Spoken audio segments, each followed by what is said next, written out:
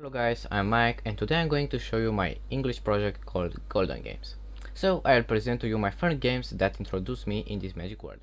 The first game that I ever played is Disney Tarzan, which is an action platform video game developed by Eurocom and published by Sony Computer Entertainment for the PlayStation in 1999, based on the Disney animation film Tarzan, and it was also released for PC systems later in the same year. The player takes control of the eponymous Tarzan, an orphan child who was adopted and raised by gorillas. At the beginning of the game, Tarzan is still a young kid who has to learn different skills from the gorillas, such as climbing trees, swinging down branches, or fighting small but aggressive wild animals. He eventually grows up to be a strong and skilled man who must defend his and his fellow animal brothers' home, the jungle, from hunters led by the evil Clayton. Chicken Invaders is a series of shoot 'em up video games. It is both a single player and two-player game. The player takes control of a lone spacecraft and must protect Earth from swarms of invading chickens.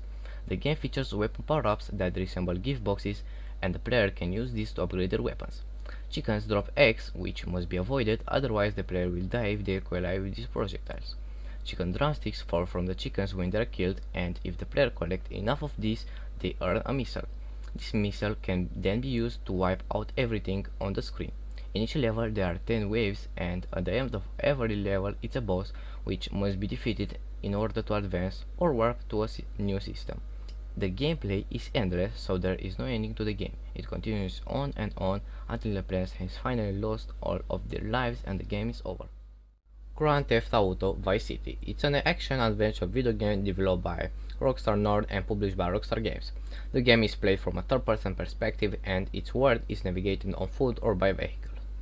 The open-world design lets the player freely roam Vice City, consisting of two main islands. The game's plot is based on multiple real-world people and events in Miami. It also has a story, but I never completed it. I was just using password to do the game more fun. I was stealing cars, fighting with the police, and killing niggas. Dungeon Rampage. In my opinion, that was the best game I have ever played. It was a free-to-play browser-based action RPG featuring synchronous multiplayer. Players can choose from one of half a dozen classes. Actually, there was more classes, but I don't know the number. And hop into the dungeon games of the evil Lord Dinglebus. Bash, stab, cook, and shock enemies into submission as you explore random maps alone, with friends, or with other members of the community in this fast-paced dungeon crawler. Unfortunately, the game was closed on 13 February 2016 and is no more playable. Counter-Strike. This game does not need many presentation because all of you have already heard about it.